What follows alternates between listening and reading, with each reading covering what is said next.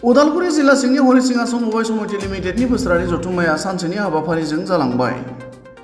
हरिसिङा समबाय समितिनि मावखुलिनि लांगोनायाव जानाय बोसोरारि जथुम्मायाव शेयार हल्डार ओनसोलनि माखासे सांग्रां नोगोरारिफोरा बाहागो लादोंमोन। मख'नो गोनां बाथ्रादि हरिसिङा समबाय समितिनि बोसोरारि जथुम्मायाव थांनाय समनि सानजाद फोरमायथिनायजों लोगोसे माखासे गोनां बाथ्रानि सायाव सावरायनाय जालाङो। बे बिथिङाव हरिसिङा समबाय समितिनि फारसेनिफ्राय खौरांगिरिनि सिगाङाव ओरैबायदि फोरमायो। दिनै जे 2024 आरो 25नि जे एनुवेल मिटिं एबा बोसोरारि जथुम्मा बे हरिसिङा समाज समितिनि बेयो मोजाङै मोजां जानानै थांबाय।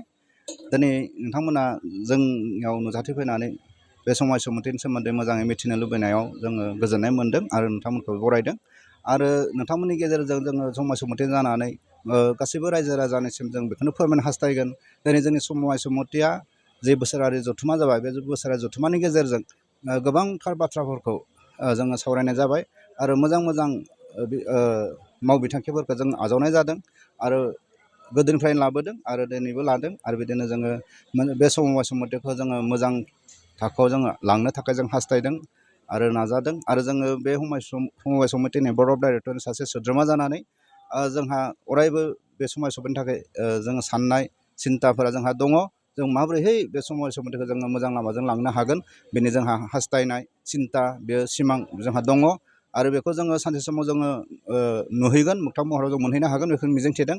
आरो जोंनि हास्थायनाय नाजानायनि गेजेरजों आरो जोंनि समाज समितिनि सेल हल्डारफोरनि आरो रायजो राजानि हेफाजाबजों थारैनो नंगौ, सिगांनिख्रुइ दिनै जों हरिसिङा समाज समितिया जोबोद मोनसे मोजां आगानाव सफैबाय।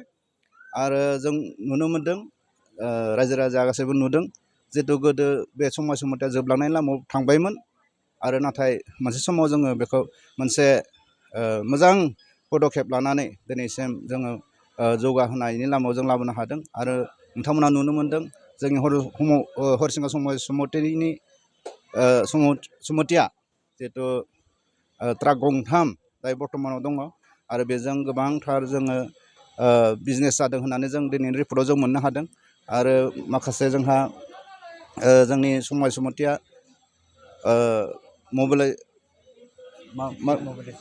डिप'जिट मबिलाइजेसन जों मोनसे बेंक खुलिबाय आरो बेयाव गोबांथार जोंनि रायजो राजाफोरा बेयाव account, savings account, recurring account खुलिनानै बेयाव बेनिफिट मोननो हादों। आरो बेनि गेजेरजों जोंहा समाज समितियाबो मोननांगौ बिदि मुलाम्फाखौ जों मोननो हादों।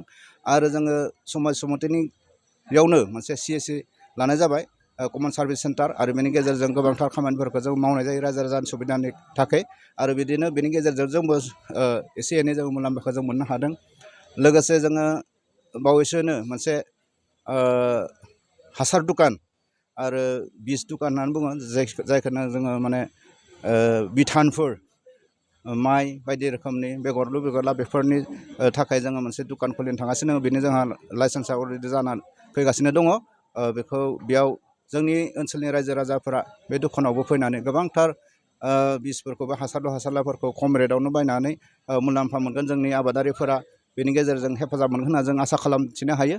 आरो बेबायदिनो जोङो समाज समितिखौ बोरै हायो मोजाङै जों लांनो हास्थायबाय थादों। आरो जोङो समाज समितियाव गोबांथार स्टाफफोरजों थिसननो हाबाय। आथिखालाव जोङो 10 जनसो जोंहा मावथिफोर दङ, एमप्लयिफोर, स्टाफफोर। आरो बिसोर गोबां फुल टाइम सम होनानै दिनै मावगासिनो दङ। आरो जोङो बर्ड अफ डाइरेक्टर जानानै जिखिनि मावनो गोनां बेफोर खामानिखौ जोङो मावबोबाय थादों, नोजोर होबाय थादों। आरो जोङो मान्थलि जिथु जोङो सावरायनो गोनां जथुम्मा, बेखौ जनायनि गेजेरजों जों मोजां बाथ्राफोरखौ साननायनि गेजेरजों आरो माखासे गेना गोरोन्थिफोरखौ फोसाबनो जों हास्थायबोदों। बेनो जोंनि समाज समितिनि जों मेम्बार जानानै मावनो गोनां बिबान। बेयो दासिमहालागै नोंथांमोना मोनदों बे हरिसिङा समाज समितिया?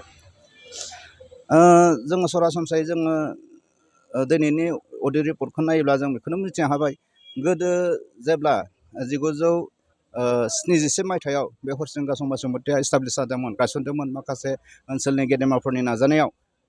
बिदिनो फैयै फैयै गेजेर ससेयाव बे समाज समितिया जोबलांनायनि लामायाव सफैबायमोन माखासे जाहोननि थाखाय। नाथाय मोनसे समाव बेखौ बोखांफिननाय जाबाय। आरो दिनै फैयै फैयै बे समाज समितिया दिनैनि तारिखाव जोङो बेलेन्स शिट हिसाबै जों मोननो हादों। माने मुलाम्फा हिसाबै बे बोसोराव 12 लाखनिबो बारा बे बोसोराव जोङो लाब हिसाबै जों मोननो हादों बेजों लोगोसे टटेल हटेलनिफ्राय बेजों लोगोसे जों माखासे केपिटेला दा बेसेबां जानांगौ दासिमहालागै नोंथांमोननि टटेल केपिटेला बेसेबां होनदों टटेल केपिटेल हिसाबैथ' जोङो मथा मथि दिनै अडिट जानायनि गेजेरजों मा मा अडिट जानायनि सावरायनायनि गेजेरजों जोङो बेखौनो बुंनो हागोन मथा मथि जोंहा कौटिनि खाथियाव जोंहा केपिटेला जानानै दङ आरो बे इनहेन्स थाया जोंहा बेयो माखासे माबाफोराव हाबनानै थायो बेंकआव थायो आरो गारियाव थाबाय बेबायदिनो माने टटेलखौ नायोबोला बेबायदि जोङो मोननो हायो नोंथांमोन बेथ' जोंहा दंखायो जोंनि साननाय हास्थायनाय बेनो जोङो समाज सम्पथिखौ फेदेरलांनायनि गेजेरजों जोङो माखासे वेलफेयार खामानिफोरखौ जों मावनो हास्थायदों माहाबा रायजोफोरनि लामाफोरा मालाबा समाव दैबानाफोरजों बायग्रेब बुग्रेब जानानै थांनाङो बेफोरखौ जोङो समजों लोगोसे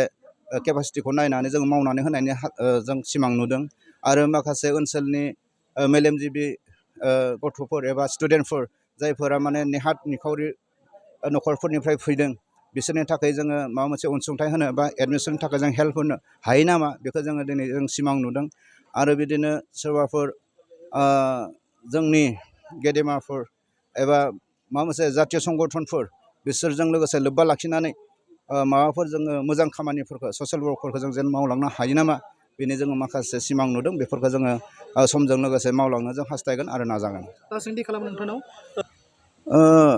दा नोंथाङा जे खोथाखौ बुंदों बा सोंदों बेखौ ओरै फिननायखौ होनांगोन जों आथिखालाव जिथु रेसन होनाय जायो दायोथ' जों समाज सम्पथिनि गेजेराव जोङो माइरंल'सो मोननाय जायो गभमेन्टनिफ्राय माखासे गोदो दङमोन सिनि थाव केरासिन बायदि रोखोमनि फैनाय दायो माइरंजों लोगोसे सम सम आटा जों मोननो हायो बेखौ जोङो समजों लोगोसे सफैनाय लोगो लोगो जोङो एजेन्टफोरनो दर टु दर जों बेखौ जोङो राननानै हैनाय जायो आरो दायो जिथु डिजिटेल मुगायाव बेखौ फिंगारप्रिन्टनि गेजेरजोंसो होनाय जायो आरो बेयो दा बर्थमानाव बेयो डिले जाया समानहैनो राननाय जायो कमप्लेनाथ' थानो हागौ मालाबा सोरबा एजेन्टफोरा हाफोराव लखबनानै जमाहै राननाय बेफोरो थानोबो हागौ खिन्थु जोङो मेगनजों नुवाखै माखासे कमप्लेनबो थानो हागौ नाथाय जोंनि नोजोराव माने समजों लोगोसे बिथांमोना होनांगौ आरो होयो 1 तारिखनिफ्राय 10 तारिख প্ৰথমতে আমি আজি আমাৰ যিহেতুকে হৰিচিঙা সমবায় সমিতিৰ বছৰেকীয়া সাধাৰণ সভা আমি এই সাধাৰণ সভাত গোটেই ৰাইজখিনিৰ কাৰণে আমাৰ বছৰেকীয়া লাভ লছটো আমি তেখেতসকলক জনালোঁ যে আমি কি ধৰণে আচলতে পৰিচালনা সমিতি কি ধৰণে উন্নয়ন কৰিলোঁ এই বিষয়টো আমি তেখেতসকলক জনালোঁ যে আজিৰ পৰা 20 বছৰ আগত এই হৰিচিঙা সমবায় সমিতিখনত ভালদৰে বহিবৰ কাৰণে এখন চকীও নাছিল আজি ভগৱানৰ কৃপাত সকলো মানুহৰ সহায় সহযোগিতাত আজি ডাঙৰ 3খন আমি গাড়ী ল'ব পাৰিছোঁ গোটেই আজ বা যিমানখিনি সা সম্পত্তি লাগে আমি ইয়াত কৰি আমি বনাব পাৰিছোঁ আৰু লগতে আমাৰ যথেষ্ট টকা পইচা এতিয়া আমাৰ বেনিফিট হৈছে প্ৰায় 80 লাখ টকা আমাৰ এতিয়াও আমাৰ বেংকত মজুত আছে আৰু আমি এতিয়া ৰাইজৰ কাৰণে কিছুমান অনুষ্ঠান আমি তাৰপিছত আমি বেংক এটা বনালোঁ ইয়াৰ পিছতে আমি কৃষিৰ সামগ্ৰী বিক্ৰী কৰা এখন দোকান কিছুদিনৰ পিছতে আমি ইতিমধ্যে আমি বনোৱাৰ প্ৰচেষ্টা কৰিছোঁ আমাৰ প্ৰচেছ হৈ আছে আমাৰ যিখন লাইচেঞ্চ এই লাইচেঞ্চখন কমপ্লিট হৈ যায় এইটো হৈ যাব তাৰপিছতে আমি পৰিকল্পনা কৰিছোঁ ভৱিষ্যত দিনত আমি গেলামাল দোকান এখন দি কেনেকৈ ৰাইজক সহায় সহযোগ কৰিব কম পইচাত আমি কেনেকৈ দিব পাৰোঁ তেনেকুৱা ধৰণৰ আঁচনি আমি হাতত লৈছোঁ আৰু আমি অনাগত দিনত বা আগৰ পৰা আমি এটা কাম কৰি আহিছোঁ আজি 10-15 বছৰ হ'ল দুখীয়া ছাত্ৰ ছাত্ৰীসকলক আমি এককালীন সাহায্য দি আছোঁ আৰু ভৱিষ্যত দিনতো দি যাম যাতে সেইকাৰণে সকলো ৰাইজৰ সহায় সহযোগ বিচাৰিছোঁ এইখন এটা বৃহৎ অনুষ্ঠান হৰিচিঙাৰ একদম উত্তৰ অঞ্চললৈকে বৃহৎ এটা অনুষ্ঠান এইটো বুলি ক'ব লাগিব সকলো জনগোষ্ঠীৰ এটা ভাল এটা সমন্বয়ৰ এইটো প্ৰতীক আচলতে সেইকাৰণে আমি ভাবোঁ এই অনুষ্ঠানটো অনাগত দিনত আমি ৰাইজে বচাই ৰাখিব লাগিব ৰাইজৰে এই সম্পত্তিটোৰ কাৰণে আমি যিটো আমাৰ মেনেজিং কমিটি আছে সদায় ৰাইজৰ কাৰণে কাম কৰি আছে সমবায় উন্নয়নৰ কাৰণে কাম কৰি আছোঁ ভৱিষ্যত দিনতো আমি কৰি যাম বুলি কথা দিছোঁ এতিয়া প্ৰায় 76 চনত এই বস্তুটো মানে সমবায়খন গঠন হৈছিল তেতিয়াৰ বহুত ইতিহাস এই গোটেই বস্তুখিনি আমি মানে ইতিহাসটো আমি নাজানো এতিয়া তাৰমানে আমি যেতিয়া প্ৰথম লৈছিলোঁ আজি 15 বছৰ আগতে যেতিয়া মই নিজে ইয়াত মানে মেনেজিং কমিটিৰ মেম্বাৰ আছিলোঁ তেতিয়া আমাৰ 9,000 টকাৰ এটা মূলধন আছিল সেই 9,000ৰ পৰা আজি প্ৰায় 80 লাখ টকা কেছ পইচা আছে বেংকত আমি 3খন ডাঙৰ গাড়ী কিনিছোঁ গোটেই বিল্ডিং ৰিপেয়াৰিং কৰিছোঁ চাইকেল ষ্টেণ্ড নাছিল, লেট্ৰিন বাথৰুম নাছিল, গুদাম নাছিল। আমি গোটেইখিনি বহি মানে বনাইছোঁ। আজি কম্পিউটাৰ ছেট আমাৰ 4টা, গোটেই ষ্টীল আৰ্মালি, গোটেই সম্পূৰ্ণ যিমানখিনি এটা প্ৰয়োজনীয় এটা অফিচত এই গোটেইখিনি বস্তু কিন্তু আমাৰ দিনত আমি যথেষ্ট উন্নয়ন কৰি এই বস্তুখিনি আমি ক্ৰয় কৰিছোঁ।